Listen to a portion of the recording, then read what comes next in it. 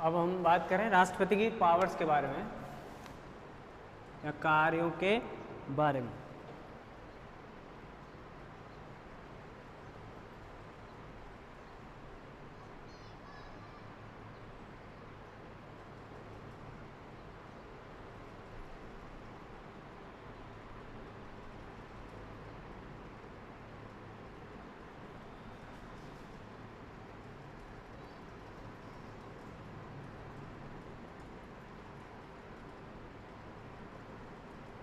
शक्तियां या कार्य निम्नलिखित है।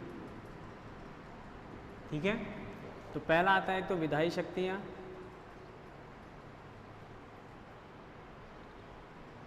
ठीक है। उसके बाद आती हैं कार्यकारी या कार्यपालिका शक्तियां,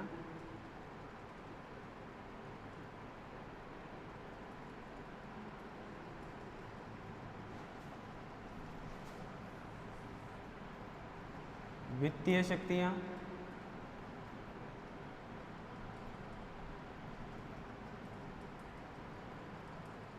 वित्तीय शक्तियों के बाद आती है न्यायिक शक्तियां,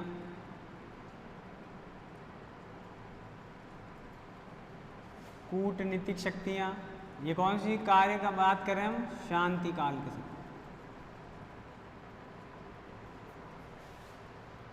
सैनिक शक्तियां,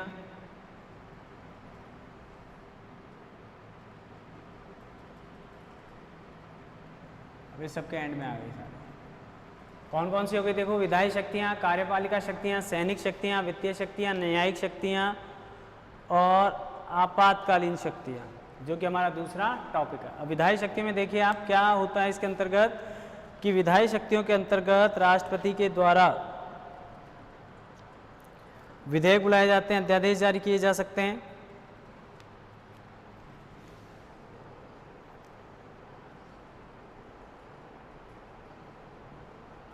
राष्ट्रपति विधायिका का अंग माना गया है। पहली बात, किसका अंग माना गया है राष्ट्रपति को? विधायिका का अंग है। अब विधायिका आपको बताइए जनरली विधायिका का काम क्या है? विधायिका राष्ट्र के कानून निर्माण का महत्वपूर्ण काम करती है। यानी विधायिका के द्वारा जितने भी हमारे देश में कानून हैं, उन कानूनों के निर्वहन या निर्वाचन का काम कौन करता है?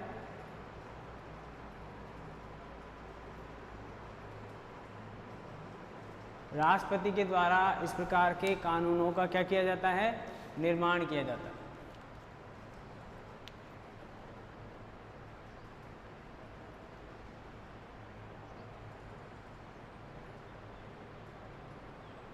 राष्ट्रपति विधायिका का अंग है, जो कि कानूनों का निर्माण करती है। विधायिका क्या करती है? राष्ट्र के लिए किसी भी प्रकार के कानूनों का क्या करती है? निर्माण करती है। अब आप देखिए, निर्माण करने के दौरान हमें ये पता होना चाहिए कि जो निर्माण कार्य किया जा रहा है, वो निर्माण कार्य हमारे लिए किस प्रकार से उपयोगी है। अगर उस कार्य को करने से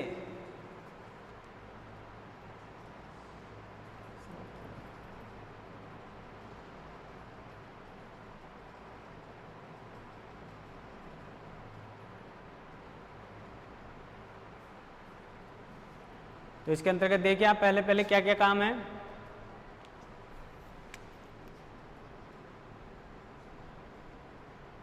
संसद के सत्र, विघटन और सत्रावसान का कार्य करता है।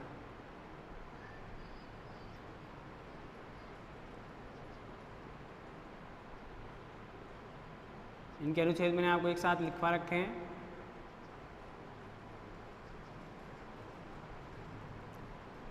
राष्ट्रपति अभिभाषण देगा,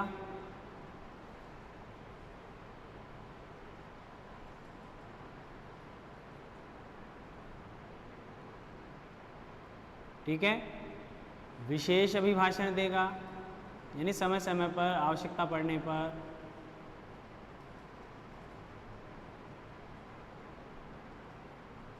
इसके अलावा राष्ट्रपति के पास यदि कोई विधेयक आएगा प्रस्तुत करने के लिए, उस विधेयक को करेगा।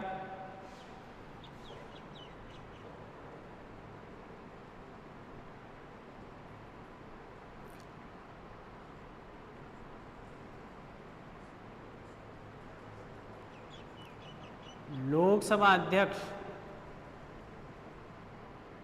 व उपाध्यक्ष की अनुपस्थिति में, अनुपस्थिति का मतलब है ही नहीं, संसद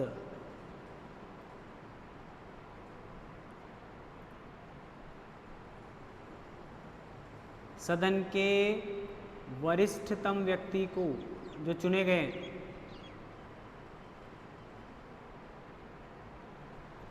वरिष्ठतम सदस्य को लोकसभा अध्यक्ष बनाएगा। लोकसभा अध्यक्ष मनोनीत कर सकेगा।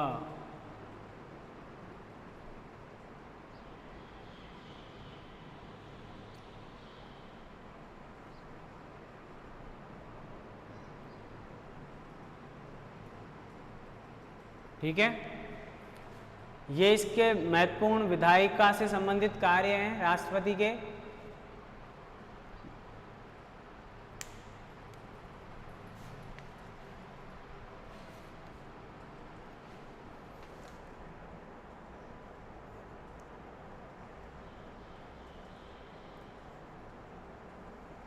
लोकसभा में 2 सदस्यों को मनोनीत कर सकेगा।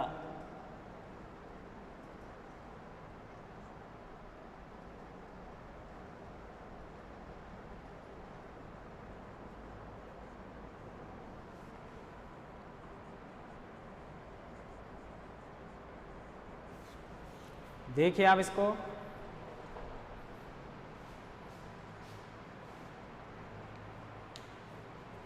ये इसके विधायी कार्यों की सूची है जो कि राष्ट्रपति के द्वारा किए जाते हैं।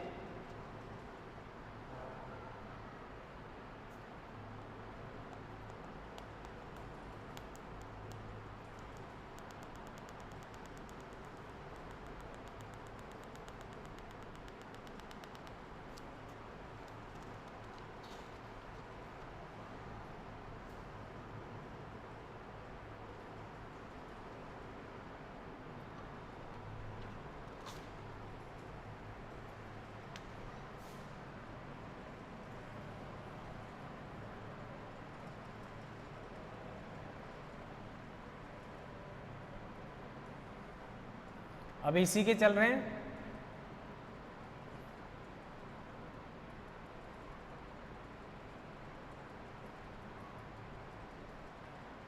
सेवंथ नंबर, यदि कोई विधेयक पास होकर राष्ट्रपति के पास आएगा, राष्ट्रपति के समक्ष आएगा,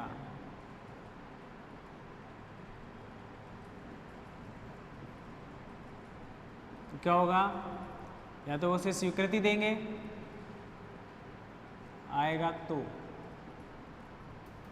राष्ट्रपति क्या करेगा? स्वीकृति देगा।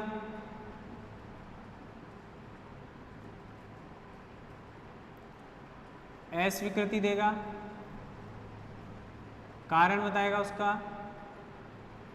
अस्वीकृति देने के बाद पुनः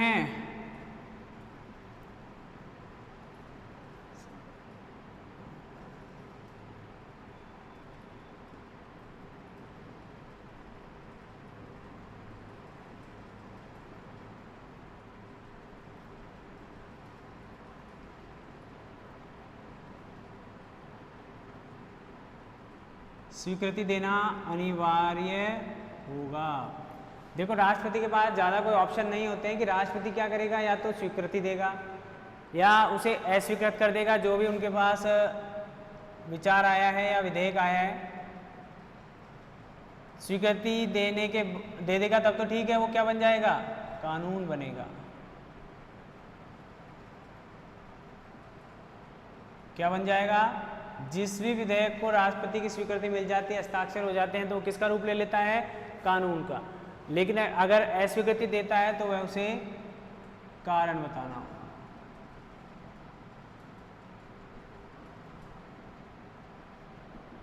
ठीक है। अस्वीकृत विधेयक अगर वापस दोनों सदनों से पास होकर आ जाता है तो पास होने के बाद राष्ट्रपति को स्वीकृति देना आवश्यक होगा। ये ध्यान कर लें आप। ठीक है, ये क्या हो जाएगा? इसके लिए आवश्यक हो जाएगा। या फिर पॉकेट वीटो की तरह उसको क्या कर लेगा? अपने पास रख लेगा।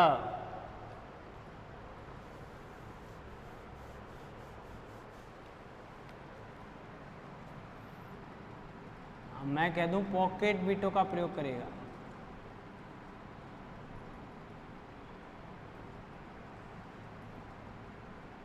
ठीक है।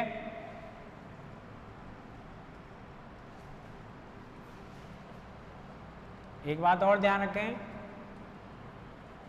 धन विधेयक को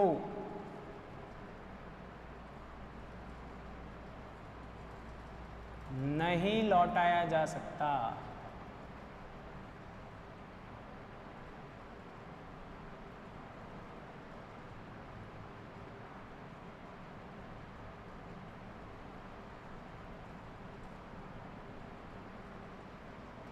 यानी इसको किसके लिए? पुनर्विचार के लिए।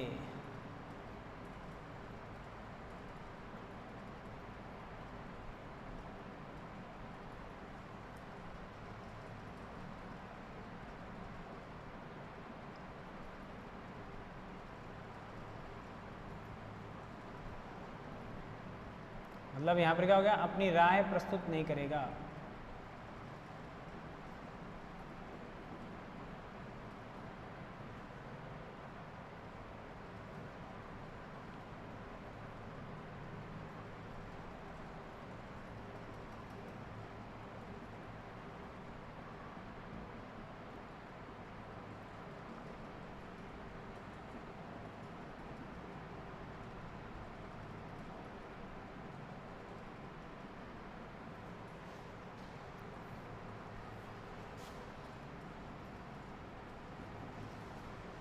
कोई बड़ी भारी बात नहीं है, आपके समझ में आनी चाहिए। पहला हम कह रहे हैं विधायिका का अंग है, सीधी सी बात है, विधायिका हमारे कानून बनाने का काम करती है, तो राष्ट्रपति का योगदान भी है कानून बनाने में, ये देख लीजिए यहाँ। दूसरी बात कह रहे हैं संसद का जब भी पहला सत्र होगा, उसका किसी भी संसद का विघटन होगा या उसका सत्रावसान होगा, तो ये कार्य किसके द्वारा किया जाएगा? राष्ट्रपति के द्वारा। यानी प्रत्येक साल में 3 सत्र आयोजित किए जाते हैं। तीनों सत्रों का जब पहला सत्र आयोजित होगा, फर्स्ट, उसमें राष्ट्रपति क्या करेगा? उसको शुरू करने का काम करेगा राष्ट्रपति। किसी भी सरकार के 5 साल के कार्यकाल में जब उसका पहला सत्र आयोजित होता है वो, और अंतिम सत्र होगा वो, पहली बात। दूसरी बात ये कि प्रत्येक साल में 3 सत्र होने आवश्यक हैं, तो उन तीनों सत्रों की जब पहली बैठक होगी, या मानसून सत्र, बजट सत्र और शीत सत्र, ये जो 3 सत्र आते हैं, इन तीनों सत्रों का पहला उद्घाटन जो होगा, पहली बार जब उद्घाटन होगा, तब भी राष्ट्रपति क्या देगा? भाषण देगा। ठीक है। 5 वर्षों का पहला और अंतिम, प्रत्येक वर्ष का पहला सत्र के पहले सत्र का पहला और अंतिम, मानसून सत्र का पहला और अंतिम, और शीत सत्र का पहला और अंतिम, ये जो भाषण हैं ये किसके द्वारा दिए जाएंगे? राष्ट्रपति के द्वारा। लोकसभा अध्यक्ष और उपाध्यक्ष की अनुपस्थिति में सदन के वरिष्ठतम सदस्य को लोकसभा सदस्य क्या कर देगा? ये मनोनीत कर देगा। ठीक है। ऐसा ही वहां भी होगा, राज्यसभा में भी। राज्यसभा में भी अगर सभापति और उपसभापति नहीं होंगे तो वो क्या करेगा? किसी भी वरिष्ठतम राज्यसभा सांसद को क्या बना देगा? सभापति के रूप में नियुक्त कर देगा। इसके बाद कह रहा है कि 2 लोकसभा सदस्यों को मनोनीत कर सकेगा लोकसभा में। कौन से? आंग्ल भारतीय समुदाय के। आंग्ल भारतीय समुदाय।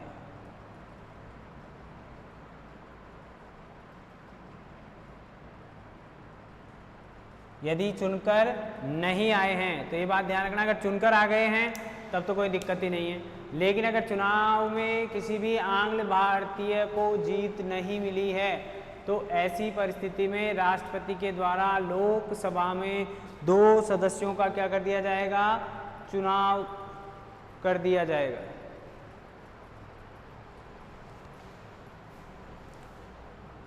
इसी के बगल में 6A करके लिख लो आप।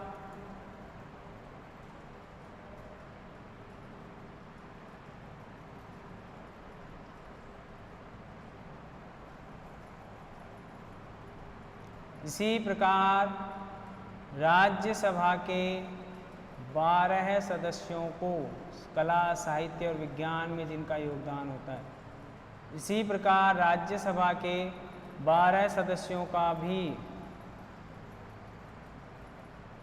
मनोनयन राष्ट्रपति के द्वारा किया जाता है।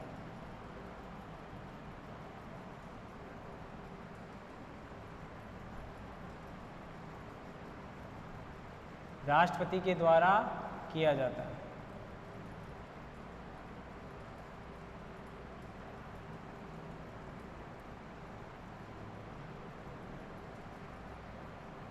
ठीक है। अब यहां पर तो किसको, आंग्ल भारतीय को, और यहां पर कला, साहित्य, विज्ञान के विषय में कोई महत्वपूर्ण कार्य करने के कारण, कला, साहित्य, विज्ञान, समाज सेवा,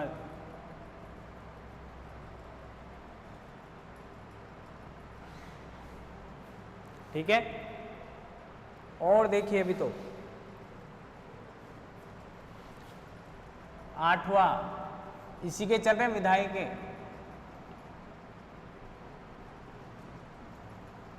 यदि राज्य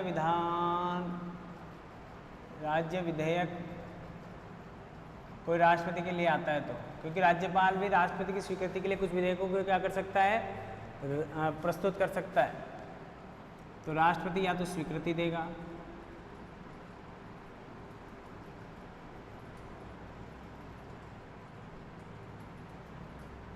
या वही बात अस्वीकृति देगा, या पुनर्विचार के लिए लौटा देगा।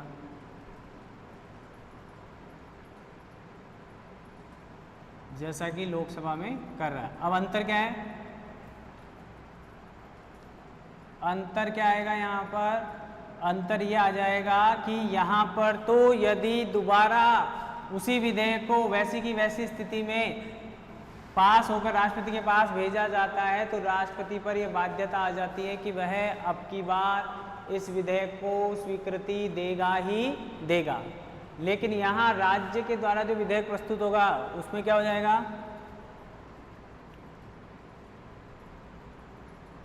ऐसी स्थिति में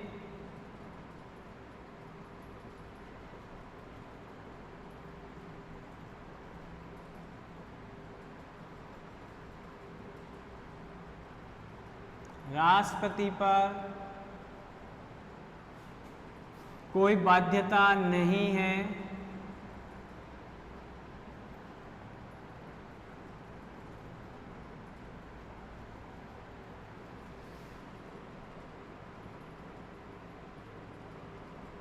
कि वह उस विधेयक के पुनः प्रस्तुत किए जाने पर, इससे रिलेटेड है इसलिए इसको ध्यान रखें,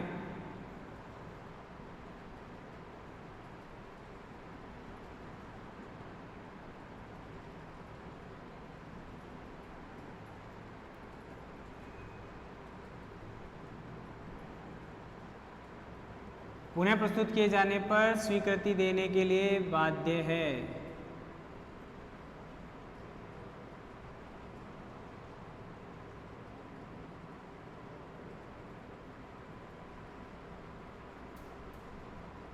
ये इसमें इंपोर्टेंट बात आपको ध्यान रखनी है। यहाँ पर तो क्या है, यहाँ पर तो यदि उसी विधेयक को जिसको पुनर्विचार के लिए लौटाया गया है, अगर उसे पुनः सदन से पास होकर राष्ट्रपति के पास प्रस्तुत किया जाएगा तो ऐसे समय में राष्ट्रपति उसे स्वीकृति देने के लिए बाध्य है। ठीक है, लेकिन यहाँ राज्य के द्वारा किसी विधेयक को लौटाने पर पुनर्विचार के लिए लौटाया राष्ट्रपति ने, और उसी स्थिति में राष्ट्रपति के पास वह विधेयक ऐसे या किसी सुधार के साथ वापस राष्ट्रपति के पास प्रस्तुत किया जाता है, तो वह उसे स्वीकृति देने के लिए बाध्य नहीं है। आप समझ गए होंगे कि यहाँ पर राज्य विधान मंडल या राज्य विधानसभा के द्वारा जो प्रस्तुत विधेयक है उसकी स्थिति थोड़ी सी क्या हो जाती है, कमजोर हो जाती है। यहाँ पर राष्ट्रपति अपने विवेक के अनुसार कार्य कर सकता है, लेकिन यहाँ पर राष्ट्रपति सेम स्थिति होने पर अपने विवेक का उपयोग नहीं कर सकता, ठीक है ना। और इसके विपरीत यहाँ पर लौटा तो सकता है, लौटाए जाने पर, लेकिन वह दोबारा प्रस्तुत किए जाने पर स्वीकृति देने के लिए बाध्य नहीं है। ये महत्वपूर्ण बात आप अपने ध्यान में बैठा कर रखें।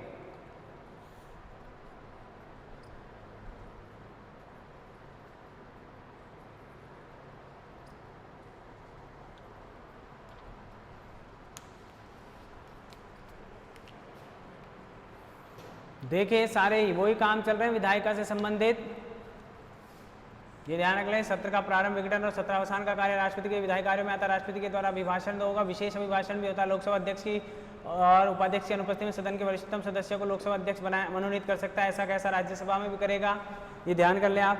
राज्यसभा के सभापति और उपसभापति बोलेंगे आप, राज्यसभा में लोकसभा अध्यक्ष या लोकसभा उपाध्यक्ष शब्द का प्रयोग नहीं किया जाएगा। 2 सदस्यों की मनोनीत किया जा सकता है। आंग्ल भारतीय समुदाय के यदि चुनाव में जीत कर नहीं आए तो इसी प्रकार यदि राज्यसभा के 12 सदस्यों का मनोनयन राष्ट्रपति के द्वारा किया जाता है, जो कि कला साहित्य विज्ञान में अच्छा काम कर रहे होते हैं, इनके लिए राष्ट्रपति के पास कोई विधेयक आता है तो राष्ट्रपति क्या करेगा, उसको स्वीकृति देगा या अस्वीकृति दे देगा। अस्वीकृति देने की स्थिति में वह दोबारा आ सकता है या पुनर्विचार के लिए लौटाने के बाद भी दोबारा आ सकता है। ध्यान रखें, अस्वीकृत किए गए को भी पुनः सदन के सदस्य पेश कर सकते हैं, और राष्ट्रपति किसी सुझाव के साथ लौटाता है पुनर्विचार करने के लिए, उसको भी लौटाया जा सकता है, ठीक है। तो ऐसी स्थिति में यदि वही विधेयक वापस चला जाएगा तो उसे कानून बनाना ही पड़ेगा, यानी साइन करने ही पड़ेंगे। और जैसे राष्ट्रपति ने साइन किए वो विधेयक किस में बदल जाएगा, कानून में, अधिनियम बन जाएगा। पॉकेट वीटो का प्रयोग कर सकता है उनके साथ, लेकिन ये इंपॉर्टेंट बात है एक और, इसको किसी धन विधेयक को नहीं लौटाया जाएगा। राष्ट्रपति क्या नहीं करेगा, किसी भी धन विधेयक को पुनर्विचार के लिए नहीं लौटाएगा। आगे चले, अगर राज्य किसी विधेयक को प्रस्तुत करते हैं तो ऐसी स्थिति में राष्ट्रपति स्वीकृति देगा, अस्वीकृति देगा या पुनर्विचार के लिए लौटाएगा। लेकिन पुनर्विचार के लिए लौटाने की स्थिति में विधेयक को पुनर्प्रस्तुत किया जाता है, उसी स्थिति में तो राष्ट्रपति स्वीकृति देने के लिए क्या नहीं है, बाध्य नहीं है, ठीक है। वो वापिस उसको अस्वीकृत कर देगा या पुनर्विचार के लिए क्या कर सकता है, लौटा सकता है, ठीक है।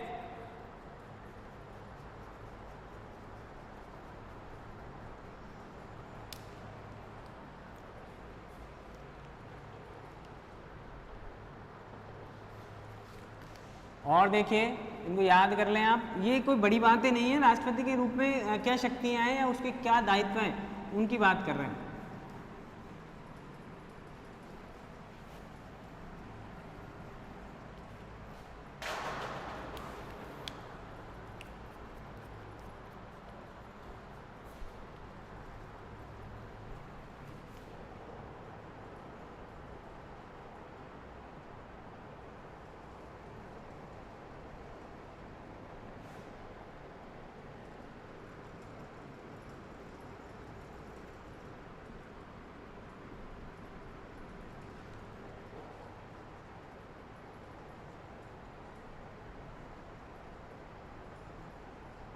संपत्ति प्राप्त करने संबंधी जो भी विधेयक होंगे,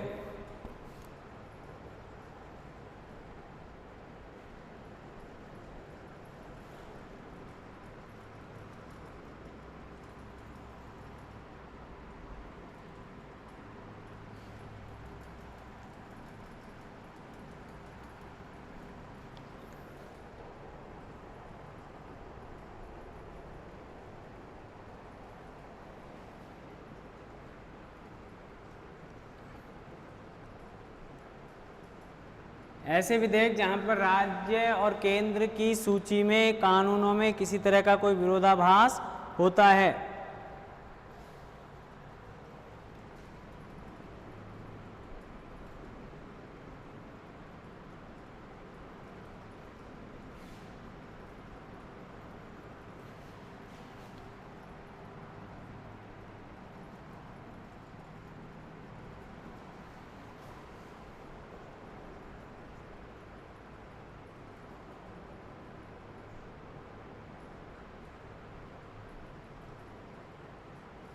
और एक कंडीशन और देखिए जिसमें कुछ विशिष्ट प्रकार के कर लगाने संबंधी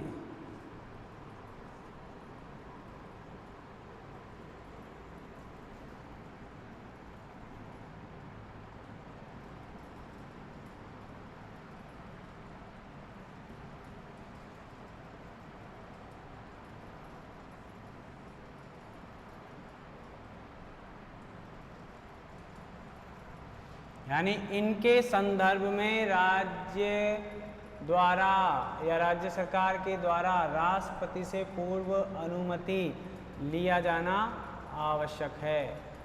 ऐसा नहीं किया जाएगा तो वह कानून का रूप धारण नहीं कर पाएंगे। ठीक है।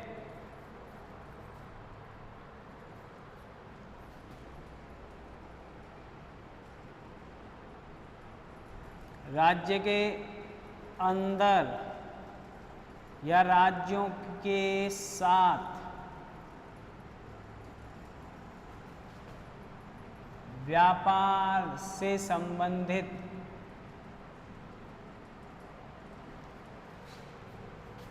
कानून निर्माण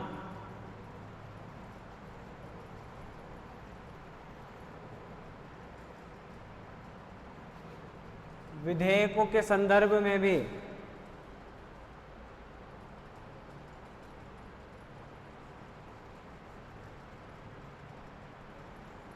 विधानसभा में प्रस्तुत किए जाने से पूर्व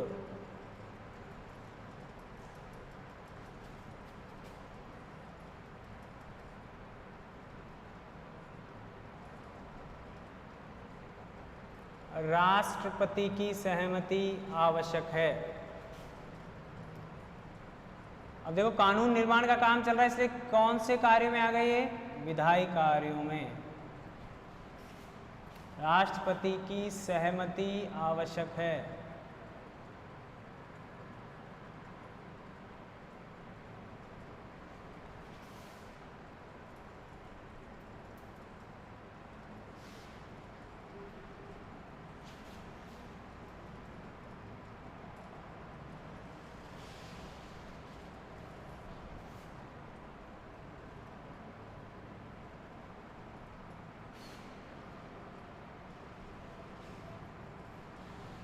ये इम्पोर्टेंट बात है, आप इसको दिमाग में बैठा लें।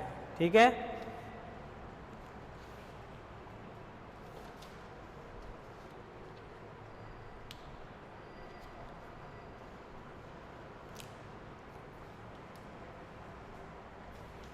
ये अभी पूरी नहीं हुई है और देखें।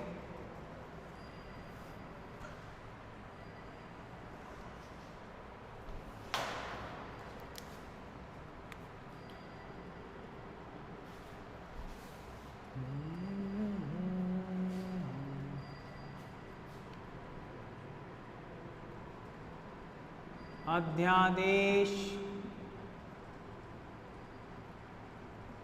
जारी करने की शक्ति, ये 150 शब्दों में आ सकता है, तो इसके लिए इसको एक बड़ा भी करेंगे अभी।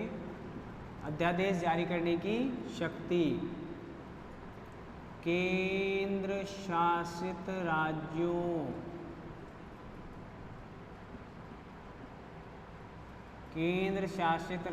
में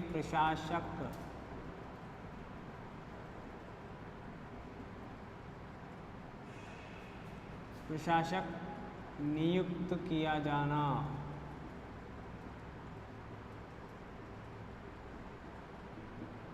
ठीक है। ये इसके कार्य पूरे हो गए। इसकी लगभग सारी शक्तियां आपको पता लग गई हैं। ये पर्याप्त हैं आपके लिए।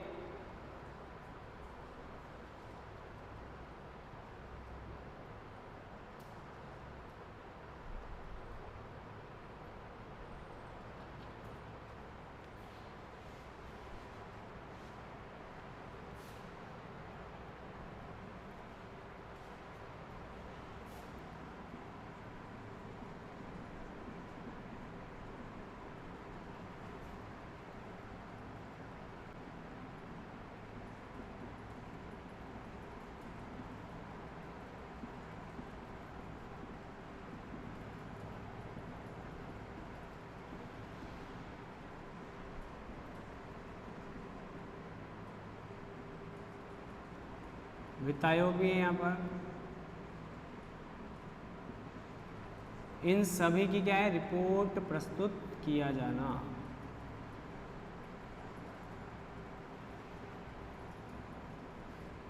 का दायित्व किसका है, राष्ट्रपति का। तो ये आपकी किसकी शक्तियां हो गई, सारी विधायी शक्तियां हो गई हैं। अब आगे कार्यकारी शक्तियों की बात करेंगे।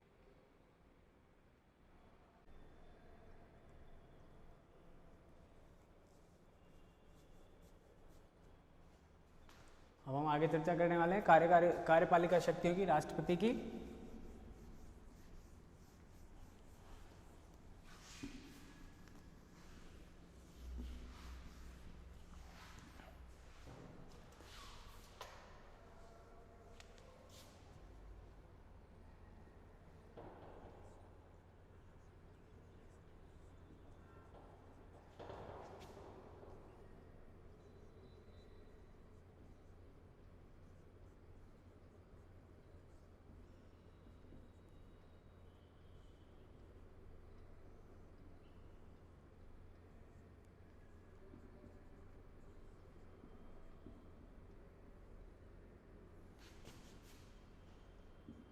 अनुच्छेद 53 ये कहता है कि समस्त कार्यकारी शक्तियां राष्ट्रपति में निहित हैं।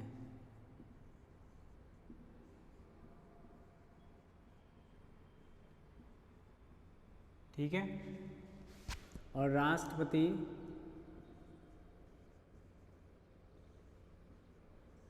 संविधान के अनुसार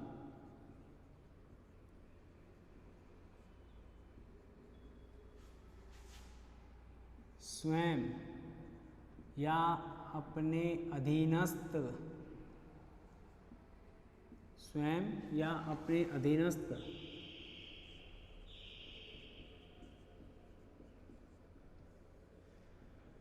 कर्मचारियों के माध्यम से इनका प्रयोग कर सकता है।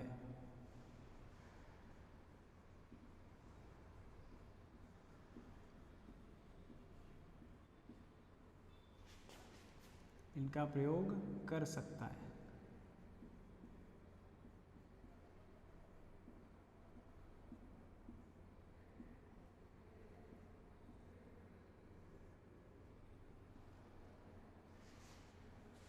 कहने का मतलब है कि हमने राष्ट्रपति के नाम पर सारे कार्य किए जाते हैं। ये और लिख देता हूं,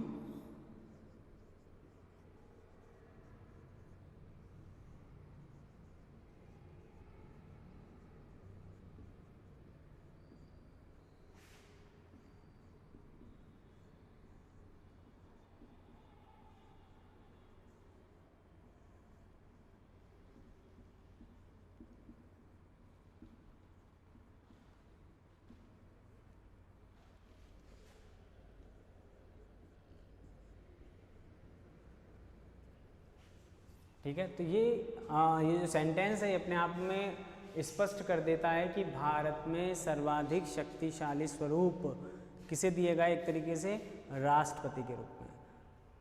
कानूनों के आधार पर देखें या दायित्वों के निर्वहन के आधार पर देखें तो हालांकि वास्तव में तो मंत्रिपरिषद और प्रधानमंत्री ज़्यादा प्रभावी रूप से शक्तिशाली हैं, लेकिन उनके ऊपर नियंत्रण के रूप में या नाम मात्र के नियंत्रण के रूप में राष्ट्रपति को कार्यपालिका का मुखिया बनाया गया है संवैधानिक तौर से। तो इनके अंतर्गत जो भी कार्य हैं उनको देखते हैं हम। सबसे पहला काम तो है कि राष्ट्रपति कोई भी नियम बना सकता है। राष्ट्रपति कार्यपालिका के लिए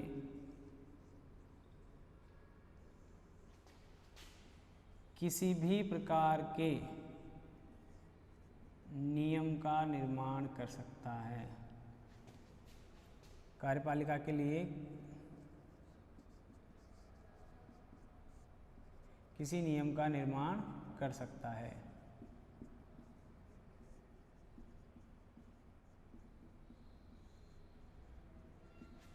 ठीक है। प्रधानमंत्री व मंत्री परिषद या मंत्री ऐसे लिख लें आप, प्रधानमंत्री और मंत्रियों की नियुक्ति कर सकता है।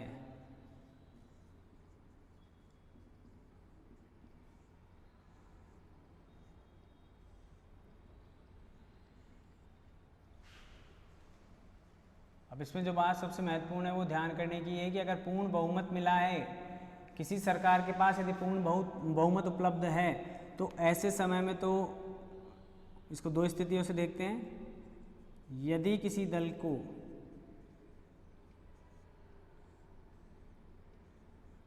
पूर्ण बहुमत प्राप्त है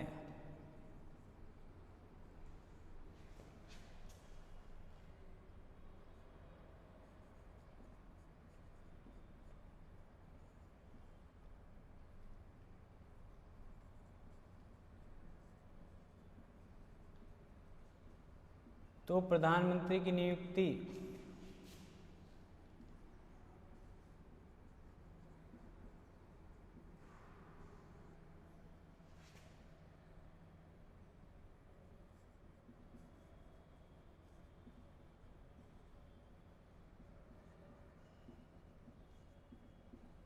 विवेक का प्रयोग नहीं करेगा राष्ट्रपति।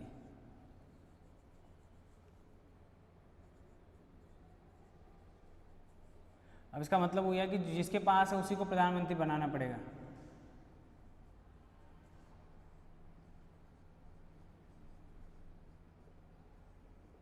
ठीक है, लेकिन यदि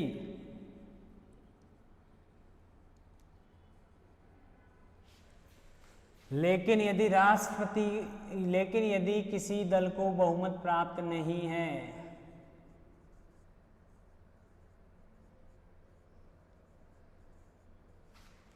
लेकिन यदि किसी दल को बहुमत प्राप्त नहीं है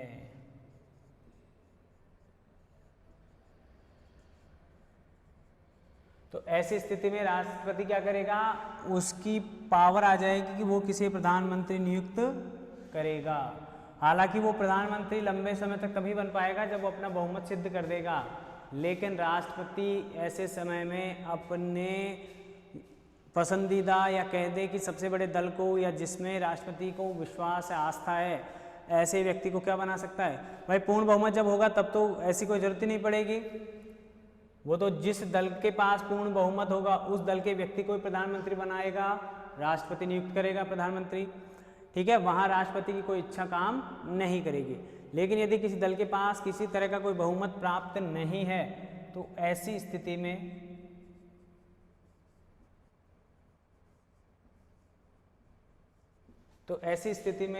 राष्ट्रपति क्या करेगा, तो ऐसी स्थिति में राष्ट्रपति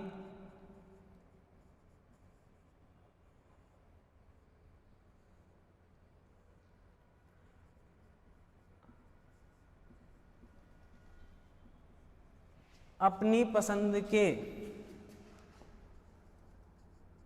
व्यक्ति को प्रधानमंत्री बना सकता है।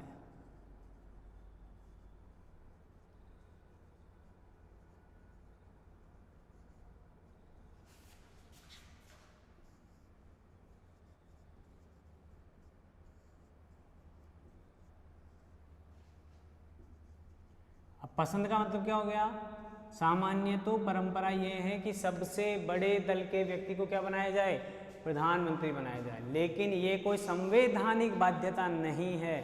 यहां लिख देता हूं तो आपको याद रहेगा। अर्थार्थ मीन्स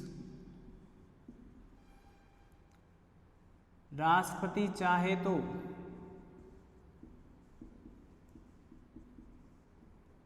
सबसे बड़े दल, अब सबसे बड़े दल में और बहुमत दल में अंतर आपको समझ में आ गया होगा। सबसे बड़े दल का मतलब जिसके पास सबसे ज़्यादा सांसद हैं लेकिन बहुमत प्राप्त नहीं है। ठीक है, तो राष्ट्रपति चाहे तो सबसे बड़े दल या अन्य किसी दल को सरकार बनाने के लिए आमंत्रित कर सकता है।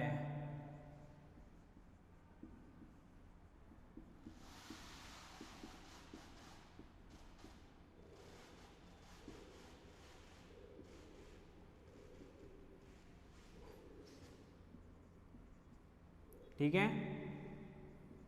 अब ऐसी कोई संवैधानिक बाध्यता नहीं है।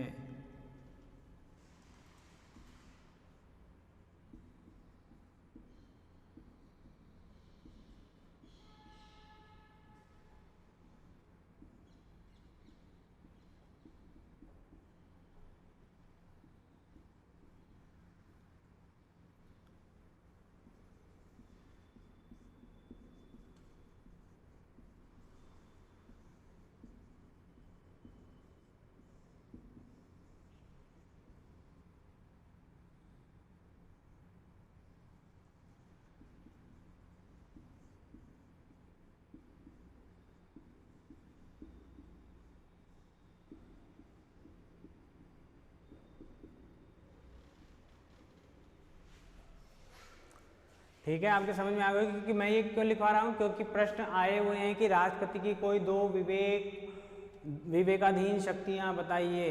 तो यहाँ पर पहली शक्ति तो यही होगी कि यदि किसी दल को बहुमत प्राप्त नहीं होता है तो राष्ट्रपति अपने विवेक के अनुसार किसी भी दल को प्रधानमंत्री या किसी भी दल को सरकार बनाने या किसी व्यक्ति बनाने के लिए आमंत्रित कर सकता है या किसी भी व्यक्ति को प्रधानमंत्री नियुक्त कर सकता है उन दलों में से जिन सांसदों ने विजय प्राप्त की है। ठीक है, किसी और को भी बनाया जा सकता है, लेकिन वो आगे बात करेंगे। 6 महीने की 6 महीने के अंदर अंदर उसे लोकसभा का सदस्य बनना आवश्यक है।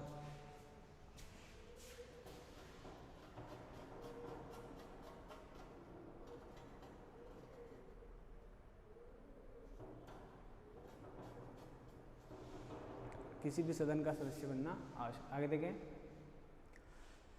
तो ये पहला काम तो हुआ हमारा इस प्रधानमंत्री की नियुक्ति से, क्योंकि अब आगे जो भी व्यक्ति नियुक्त किए जाएंगे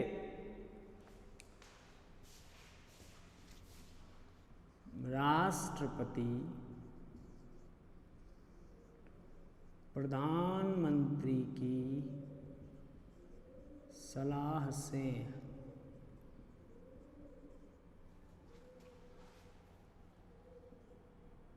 मंत्रियों को नियुक्ति देता है। पहला काम किसका? प्रधानमंत्री चुने जाने का। प्रधानमंत्री चुनने के बाद क्या हो गया? ये काम हो गया। ठीक है, यूपीएससी अध्यक्ष। दूसरा काम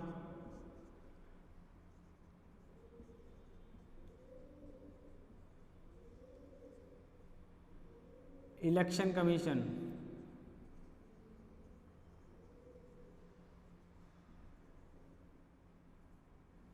election commission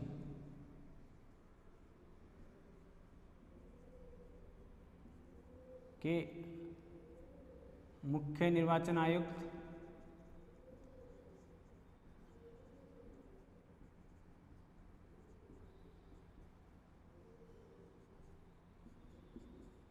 finance commission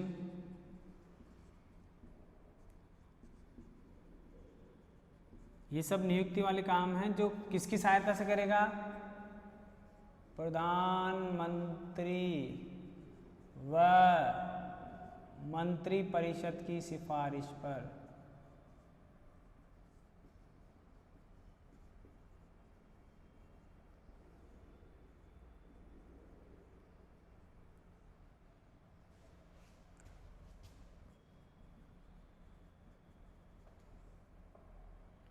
UPSC, ठीक है, ये सारे लोग हैं जिनका निर्वाचन किया जाएगा। कैग,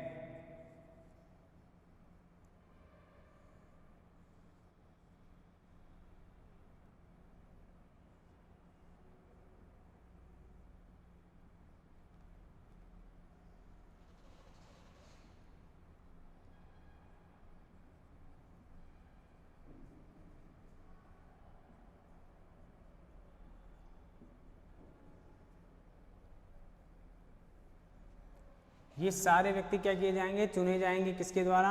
राष्ट्रपति के द्वारा।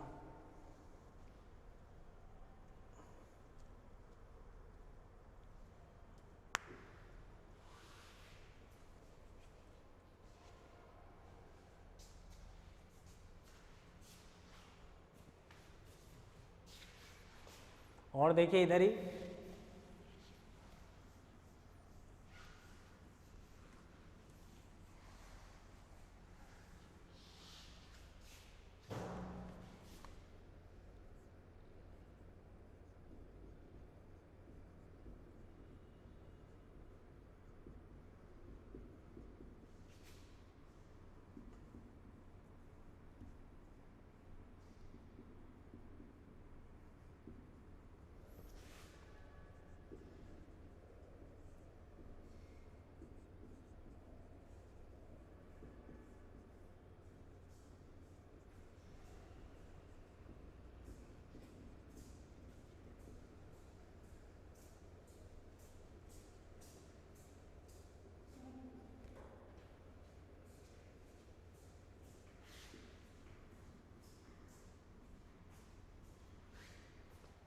अंतरराज्य परिषद के जो अध्यक्ष हैं उनको भी इनके द्वारा ही चुना जाएगा।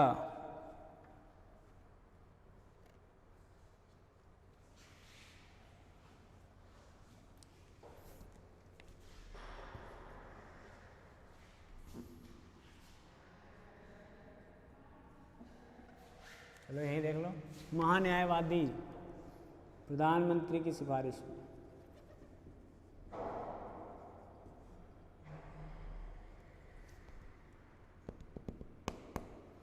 इतने लोगों की नियुक्ति की जाती है किसके द्वारा? राष्ट्रपति के द्वारा। लेकिन यहाँ प्रधानमंत्री और मंत्रिपरिषद की भूमिका भी क्या होती है? महत्वपूर्ण होती है।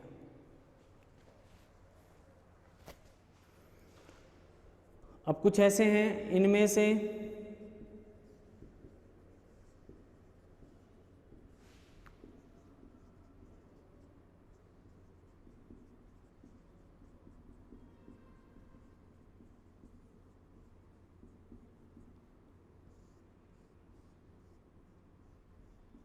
वहीं दूसरी ओर जैसे आरपीएससी यानी स्टेट जो पब्लिक सर्विस कमीशन होता है, उसके सदस्य राष्ट्रपति का कोई रोल नहीं होता उनमें, लेकिन उनको हटाया जाता है राष्ट्रपति के द्वारा। नियुक्ति में उनका कोई रोल नहीं है। स्टेट कर दूं, स्टेट एसपीएससी, चुनाव निर्वाचन में कोई रोल नहीं है इनका, लेकिन हटाया जाएगा राष्ट्रपति की सलाह से। कुछ ऐसे हैं जिनको नियुक्ति राष्ट्रपति देता है, लेकिन उनको हटाया नहीं जाता है राष्ट्रपति की सलाह से, कुछ को हटाया जा सकता है।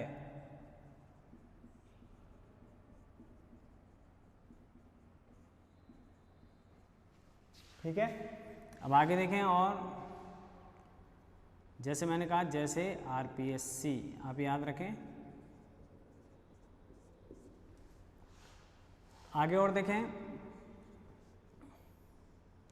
एसटी, एससी और ओबीसी के लिए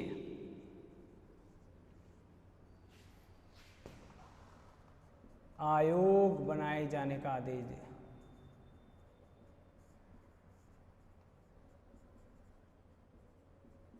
आदेश दे सकता है। ठीक है,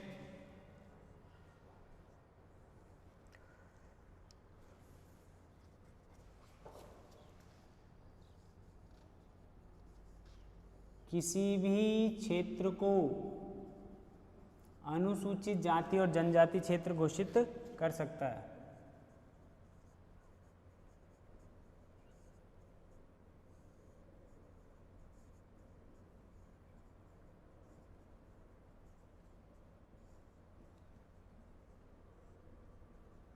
क्योंकि अब ये प्रशासनिक दृष्टि से उस क्षेत्र विशेष के कार्य को करने के लिए काम आते हैं।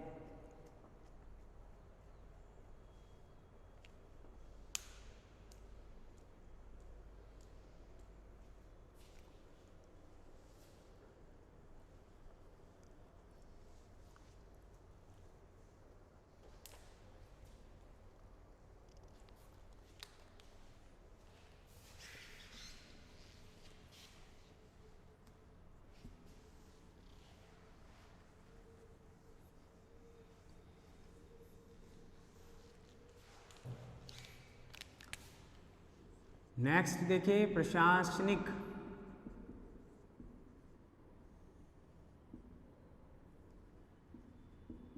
या विधायिका संबंधी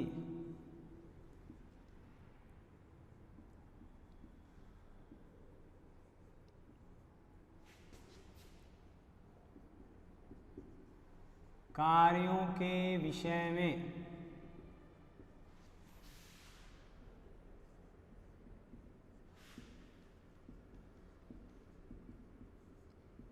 प्रधानमंत्री या मंत्रिपरिषद से सूचना प्राप्त कर सकता है।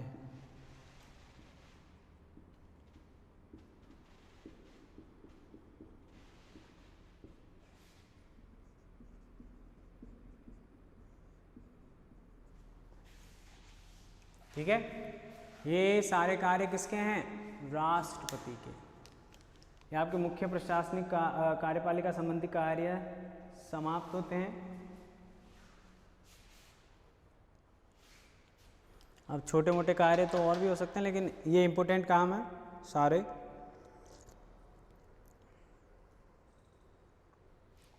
ये जितने भी अधिकारी हैं उनके संबंध में उनके नियम बना सकता है।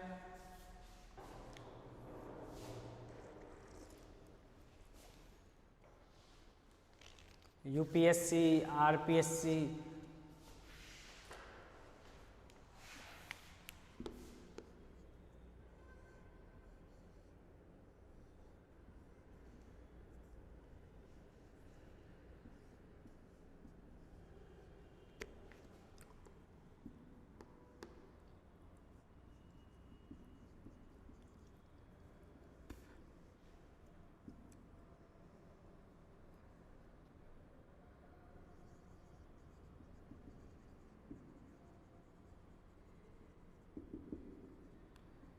इलेक्शन कमीशन से संबंधित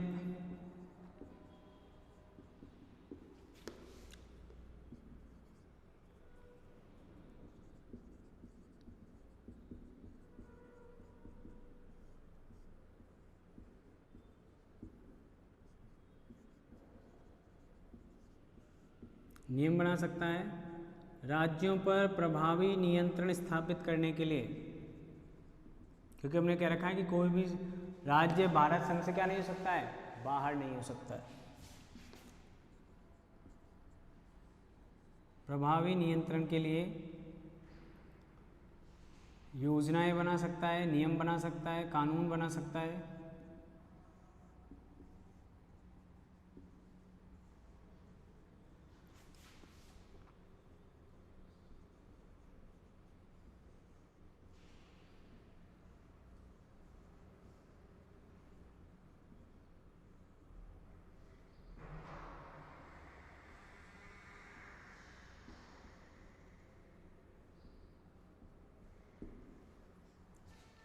क्योंकि वहाँ की व्यवस्था, कार्यपालिका का मतलब आपको मैंने बताया, कार्यपालिका का मतलब जो विधायिका ने जो चीज़ें तय कर दी हैं उनके रेगुलेशन के लिए, उनके पालन के लिए जो कुछ भी नीति नियम निर्धारण किए जाते हैं या जो भी शक्तियाँ प्रयोग में ली जाती हैं, वे सारी क्या कहलाती हैं, कार्यपालिका संबंधी शक्तियाँ कहलाती हैं। और इन शक्तियों के माध्यम से राज्य के द्वारा या केंद्र सरकार के द्वारा प्रशासन को सुचारू रूप से चलाए जाने का महत्वपूर्ण कार्य किया जाता है। ठीक है, तो ये ज़्यादा काम नहीं है, थोड़े बहुत काम है, इनको देखें। अब आगे चलते हैं, हमारा तीसरा जो शक्तियाँ या कार्य हैं वो देखते हैं राष्ट्रपति के बारे में।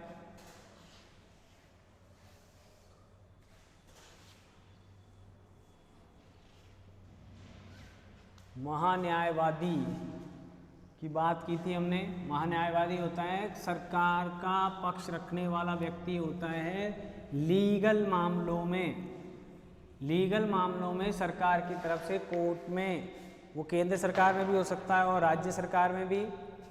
तो ऐसा व्यक्ति जो के लीगल मामलों में, लीगल मैटर्स में केंद्र सरकार का पक्ष राज्यों में और विदेशों में भी, बाहर और सुप्रीम कोर्ट में भी रखने का काम करता है, या उससे पहले सरकार के द्वारा प्रस्तुत किसी विधेयक की लीगल वैलिडिटी या उसके लीगल स्टेटस को देखने का काम भी महान्यायवादी के द्वारा किया जाता है। और महान्यायवादी की नियुक्ति की जाती है राष्ट्रपति के द्वारा, लेकिन वहाँ उसमें वो प्रधानमंत्री और मंत्रिपरिषद की क्या लेता है, सलाह लेता है। अब आगे देखते हैं हमारे पास क्या है, वित्तीय कार्य या शक्तियाँ।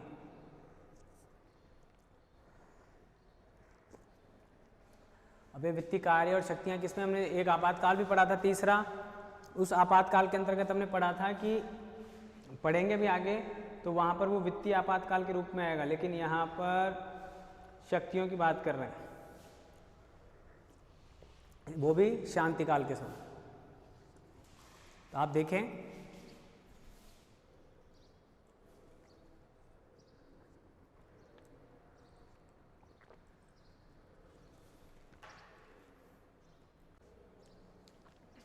देखते हैं हम।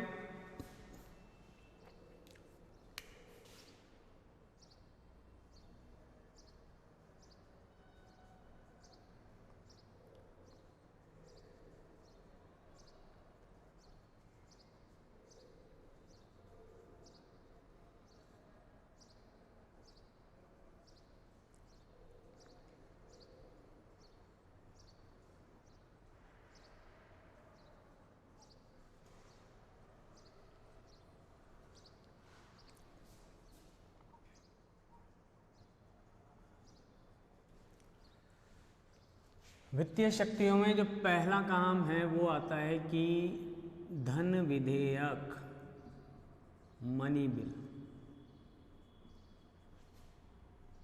राष्ट्रपति की सहमति से ही, राष्ट्रपति की, अब देखो शब्दों का कितना फर्क पड़ जाता है, राष्ट्रपति की सहमति नहीं, पूर्व सहमति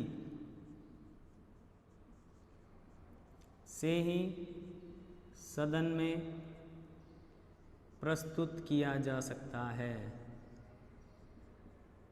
प्रस्तुत किया जा सकता है, पहला कार्य। ठीक है, अब दूसरा देखिए, आय व्यय रिपोर्ट या सूचना, या हम जिसको कहते हैं बजट, आय व्यय की सालाना, वार्षिक लिख दें और बेटर कर देते हैं इसको, वार्षिक आय व्यय रिपोर्ट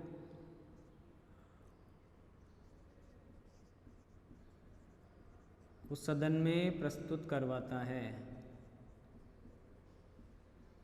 यानी बजट प्रस्तुत करवाया जाता है किसके द्वारा, राष्ट्रपति की सहमति से।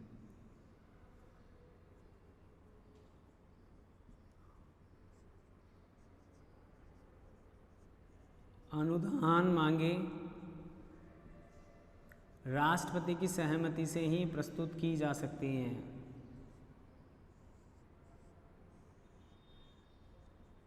राष्ट्रपति की सहमति से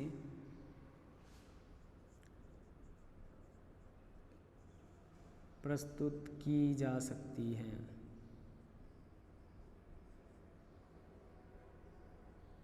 चौथा है, राष्ट्रपति राज्य और केंद्र के मध्य किसी प्रकार के धन संबंधी बंटवारे को लेकर जो भी आयोग का गठन होगा वो राष्ट्रपति करेगा।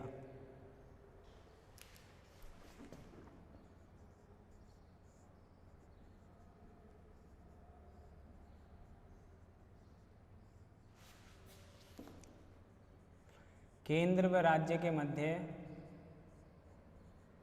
राजस्व बंटवारे को लेकर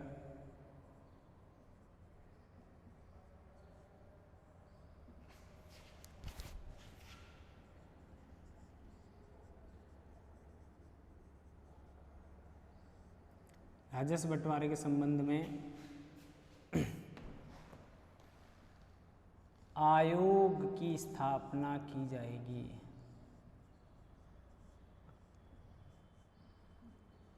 आयोग की नियुक्ति की जाएगी किसके द्वारा, राष्ट्रपति के द्वारा।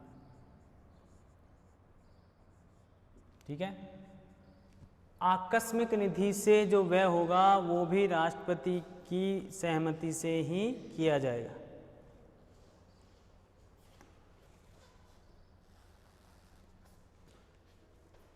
राष्ट्रपति की सहमति से ही आकस्मिक निधि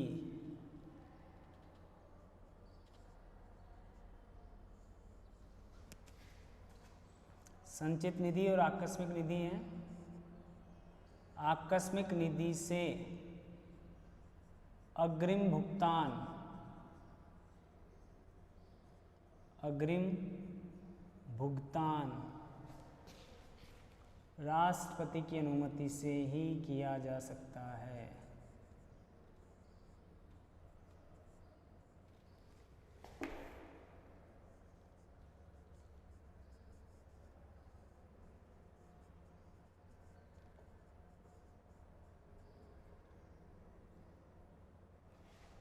ठीक है, अदृश्य भुगतान, इसका मतलब जिसका पहले अंदाजा नहीं लगाया जा सकता था, ऐसा खर्च आकस्मिक। ठीक है, आकस्मिक निधि से अग्रिम व्यय भी किससे लिए, किसकी सहमति से आएगा, राष्ट्रपति की। यानी ऐसा व्यय जिसका पहले अंदाजा नहीं लगाया गया था या नहीं लगाया जा सकता था। ये तो आप इस निधि के नाम से ही समझ गए होंगे।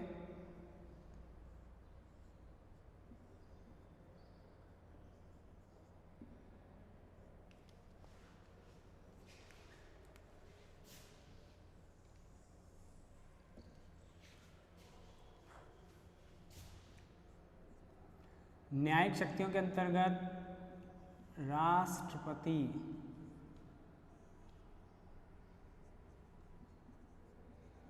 न्यायाधीशों की नियुक्ति करता है,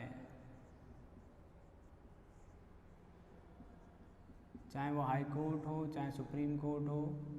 ठीक है। अनुच्छेद 72 के अंतर्गत या 72 के अंतर्गत क्षमा करने की शक्ति। अब क्या क्या कर सकता है उसके अंतर्गत? लघुकरण, निलंबन,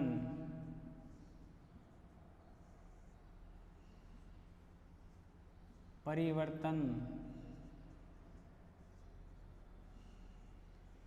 आदि कर सकता है।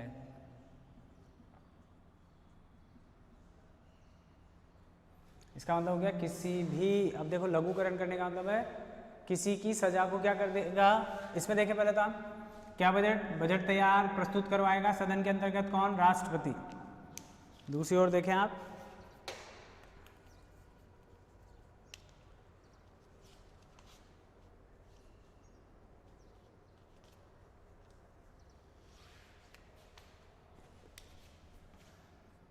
अनुदान मांगे प्रस्तुत की जाती है राष्ट्रपति की सहमति से। जो खर्च अगर ज़्यादा हो जाता है या उसकी राशि पहले अंदाज़ा कम लगाया था उसका अंदाज़ा क्या हो गया? एक्स्ट्रा हो गया, ऐसे वाले के लिए। धन विधेयक की पूर्व सहमति आवश्यक है किसके? राष्ट्रपति से। केंद्र और राज्य के मध्य राजस्व के बंटवारे को लेकर जो वित्त आयोग है उसकी नियुक्ति की जाएगी राष्ट्रपति के द्वारा। आकस्मिक जो निधि है यानी जो फंड है उस फंड से अग्रिम भुगतान के लिए किससे सहमति ली जाएगी? राष्ट्रपति से। तो ये सारी शक्तियाँ किसके अंतर्गत आती हैं? वित्तीय शक्तियों के अंतर्गत राष्ट्रपति की। लघुकरण, निलंबन, परिहार कर देना, परिहार भी है एक।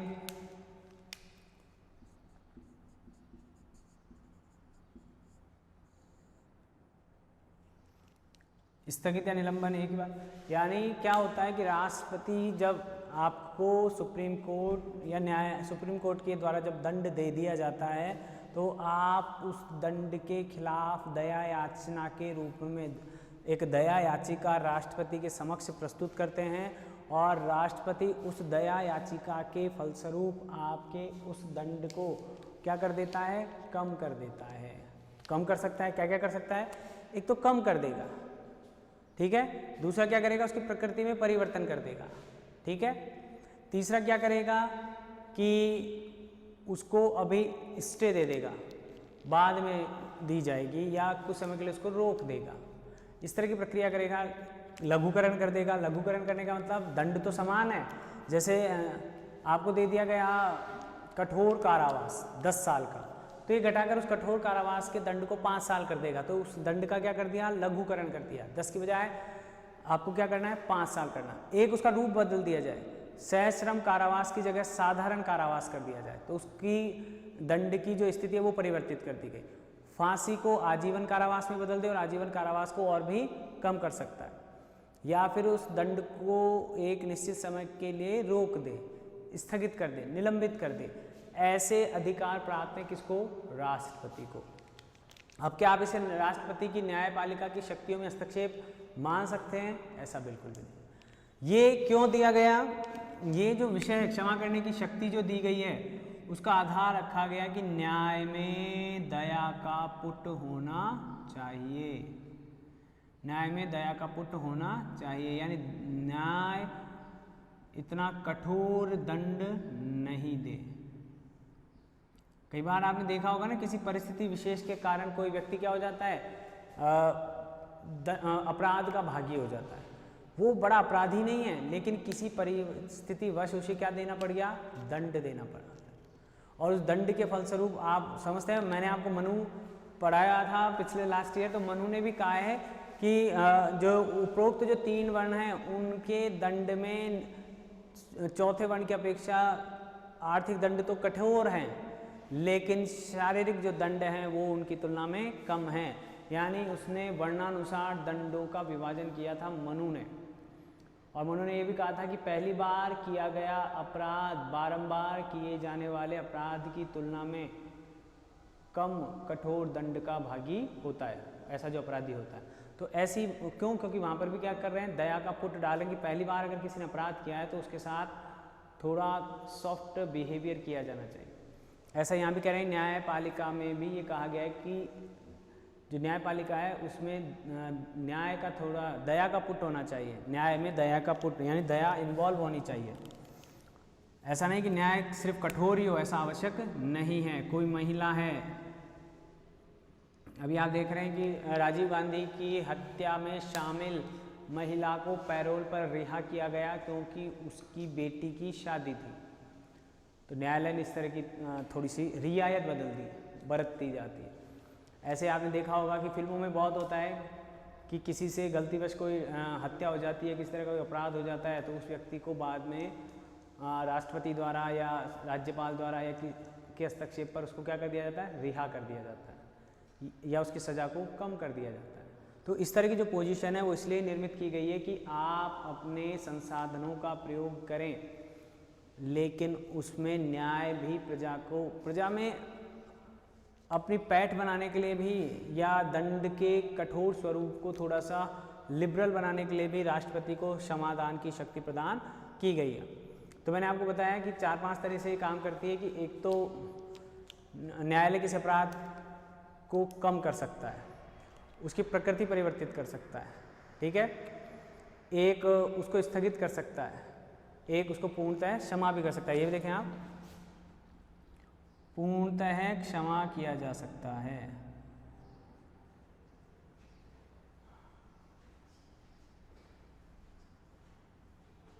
पूर्णतः क्षमा किया जा सकता है।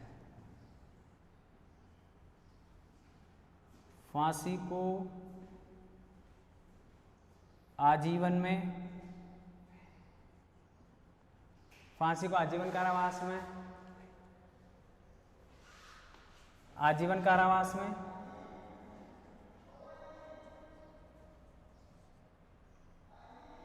या सश्रम कारावास में कम समय के लिए 10 साल, 20 साल, 15 साल, ठीक है। तो यहाँ पर ये बातें कोई बड़ी बातें नहीं है, ये सिर्फ इतना सा है कि राष्ट्रपति के पास भी दंड की प्रक्रिया में राहत प्रदान करने की शक्ति है।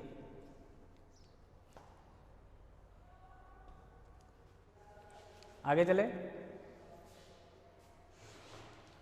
ये याद रख लें, कौन देता है, सैनिक न्यायालय दे सकता है,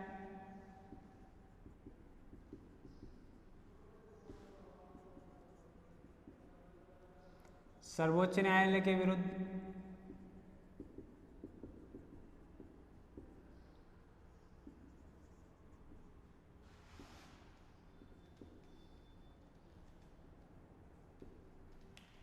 यानी केंद्रीय विधियों का उल्लंघन पर प्राप्त दंड के संदर्भ में, प्राप्त दंड के संदर्भ में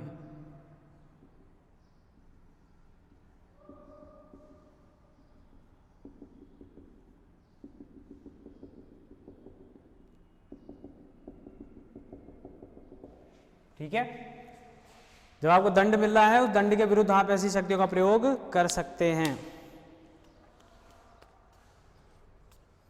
आगे चलते हैं अपन कूटनीतिक शक्तियों के संदर्भ में।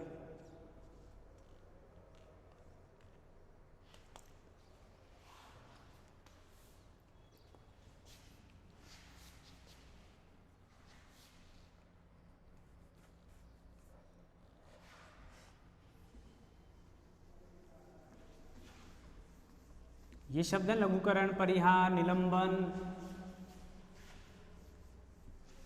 एक से ही शब्द हैं, इनको देखें आप।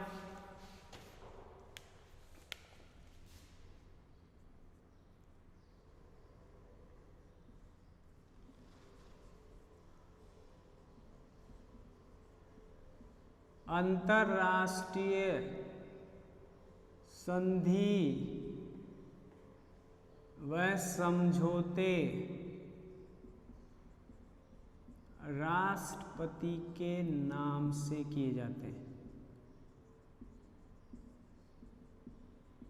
नाम पर किए जाते हैं, जिनमें संसद की सहमति आवश्यक है। ठीक है। इसके अलावा राजदूतों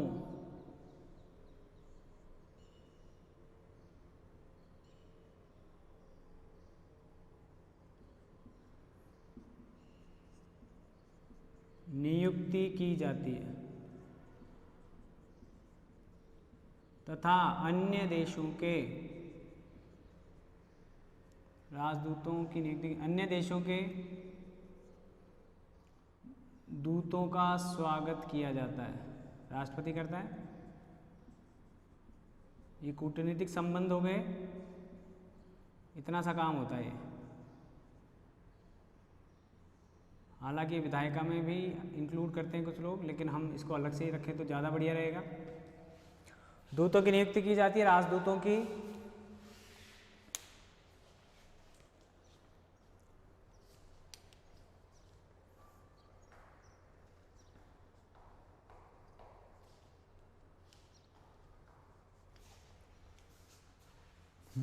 राजदूत आप समझ गए होंगे। और उच्चायुक्त भी एक शब्द आता है, हाई कमिश्नर। ये अंतर मैं आपको बता देता हूँ। राजदूत तो वे सभी राष्ट्र जो कभी ब्रिटिश सत्ता के अधीन नहीं रहे थे। इसको लिख लो आप। High commissioner. अब ये पद उन राष्ट्रों में काम करता है जो राष्ट्रमंडल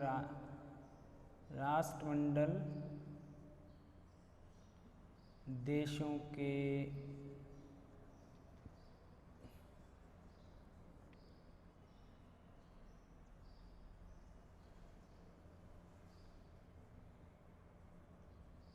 यानी इनकी भी नियुक्ति कौन करता है? राष्ट्रपति। और इन दूतों की भी कौन करता है? राष्ट्रपति। लेकिन यहाँ ये कहाँ पाए जाते हैं? वे राष्ट्र जो कभी ना कभी ब्रिटिश नियंत्रण के या ब्रिटिश सत्ता के नियंत्रण में रहे थे। अंतर कुछ भी नहीं है, काम वही है, लेकिन बस एक ये अलग प्रकार की कैटेगरी रख दी गई है कि ये तो वे देश हैं जहाँ जो कभी भी ब्रिटिश सरकार के नियंत्रण में नहीं रहे थे। उन राष्ट्रों से एक संबंधित जो व्यक्ति है या वहाँ जो नियुक्त व्यक्ति है वो राजदूत कहलाता है। और उन देशों से आने वाला भारत में नियुक्त व्यक्ति भी क्या कहलाता है? राजदूत। ऐसे जो ये उच्चायुक्त हैं, हाई कमिश्नर हैं, एम्बेसडर हैं, और ये हाई कमिश्नर है। तो ये हाई जो कमिश्नर हैं ये उन राष्ट्रों के दूत हैं एक तरह से जो कभी ना कभी ब्रिटिश सत्ता के नियंत्रण में रहे थे, और इन्होंने अपना एक संगठन बना रखा है, राष्ट्रमंडल देश। ठीक है। तो ये जो राष्ट्रमंडल देशों का जो समूह है, वहाँ पर जो विदेशी मामलों के संदर्भ में जो व्यक्ति होता है उसे वहाँ विदेश मंत्री, उसे वहाँ एम्बेसडर न कहकर वहाँ पर हाई कमिश्नर के रूप में उनकी नियुक्ति की जाती है। ये भी राष्ट्रपति करता है, और राजदूतों की नियुक्ति भी राष्ट्रपति करता है। और जितने भी अंतर्राष्ट्रीय शांति और समझौते होते हैं वे राष्ट्रपति के द्वारा किए जाते हैं, वो भी संसद की सहमति से। ठीक है। तो यहाँ राष्ट्रपति का भी महत्व है और साथ में संसद को भी इम्पोर्टेंट बनाया गया। यहाँ देखें आप, राष्ट्रपति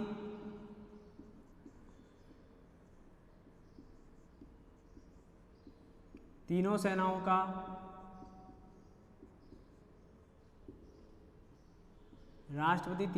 का सर्वोच्च सेनापति होता है।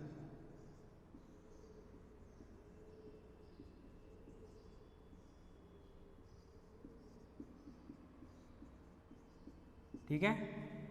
सुप्रीम कमांडर वह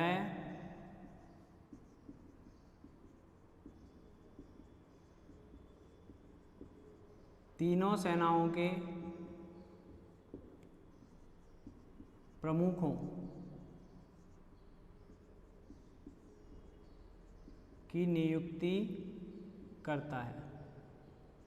अब हिंदी में तो आप बोलेंगे वायुसेना प्रमुख, थल सेना प्रमुख, जल सेना प्रमुख, लेकिन अंग्रेजी में होता है जनरल, एडमिरल और एयर चीफ मार्शल। ये पूछा गया प्रश्न है, ध्यान कर लें आप। ठीक है। एडमिरल, एयर चीफ मार्शल और जनरल। और हिंदी में तो आप कहेंगे वायुसेना प्रमुख, जल सेना प्रमुख और थल सेना प्रमुख। ठीक है। तो ये जो प्रमुखों की नियुक्ति करता है कौन? राष्ट्रपति। राष्ट्रपति क्या करता है? युद्ध की घोषणा।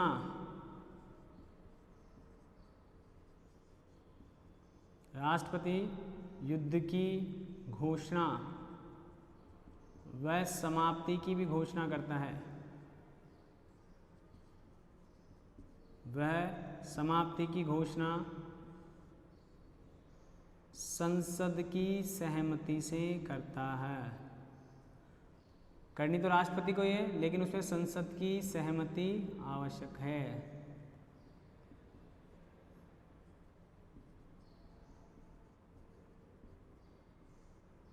अब देखिए, ये हो गई हमारी सैनिक दायित्व या घोषणाएं किसकी? राष्ट्रपति की।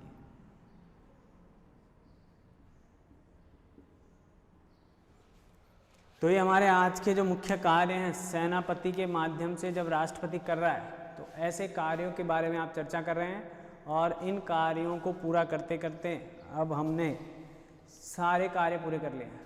विधायी, कार्यपालिका शक्तियाँ, वित्तीय शक्तियाँ, न्यायिक शक्तियाँ, कूटनीतिक शक्तियाँ और सैनिक शक्तियाँ। कूटनीतिक क्यों कहते हैं? क्योंकि ये दो राष्ट्रों के मध्य संबंधों को स्थापित करने के काम आती हैं।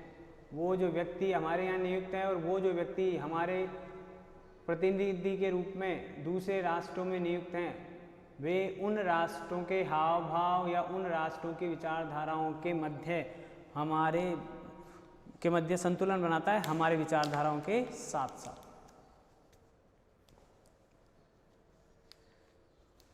किसके नाम से होते हैं अंतर्राष्ट्रीय समझौते और संधियां? राष्ट्रपति के नाम से। लेकिन किसकी सहमति आवश्यक है? संसद की। ध्यान रखें। और राजदूतों की नियुक्ति की जाती है। अब राजदूत कौन से? जो कभी वे राष्ट्र जो कभी भी ब्रिटिश सत्ता के अंतर्गत नहीं रहे। ठीक है, तो वहाँ पर तो राजदूत नियुक्त किए जाते हैं इन कार्यों के लिए या भारत के प्रतिनिधि के तौर पर। ठीक है, और वे देश जो राष्ट्रमंडल समूह के अंतर्गत आते हैं, वहाँ पर उच्चायुक्तों की नियुक्ति की जाती है, हाई कमिश्नर जिनको कहा जाता है। ठीक है, आगे चलें। सैनिक शक्तियों में हमने कहा तीनों सेनाओं का सर्वोच्च सेनापति होता है और इसके लिए वो तीनों सेनाओं के जो मुखिया हैं उनकी नियुक्ति करता है। राष्ट्रपति युद्ध की घोषणा करता है और समाप्ति की भी घोषणा कर सकता है, लेकिन यहाँ उसको संसद की सहमति आवश्यक रूप से चाहिए। और तीनों सेनाओं के जो कमांडर कहलाते हैं उनकी बात अगर हम करते हैं तो वो हैं एयर चीफ मार्शल, एडमिरल और वायु जनरल। ठीक है, तो आगे देखिए आप, इस प्रकार ये हमारे सभी कार्यों का। अब हमारे इन कार्यों को देखते हुए सबसे इम्पोर्टेंट कार्य इसमें कौन से थे? विधायी और कार्यपालिका संबंधी कार्य, क्योंकि इन दोनों का अंग है कौन? राष्ट्रपति। अब आगे चलते हैं। अब हमारे पास इनकी आपातकालीन अधिकार और शक्तियां हैं जिनकी चर्चा हम करेंगे।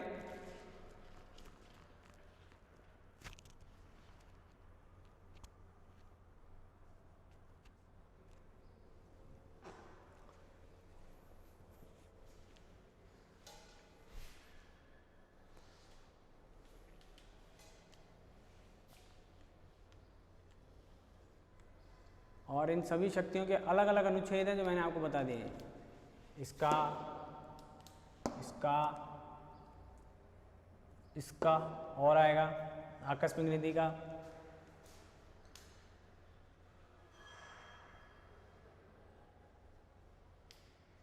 ठीक है, अब आगे चलते हैं हम।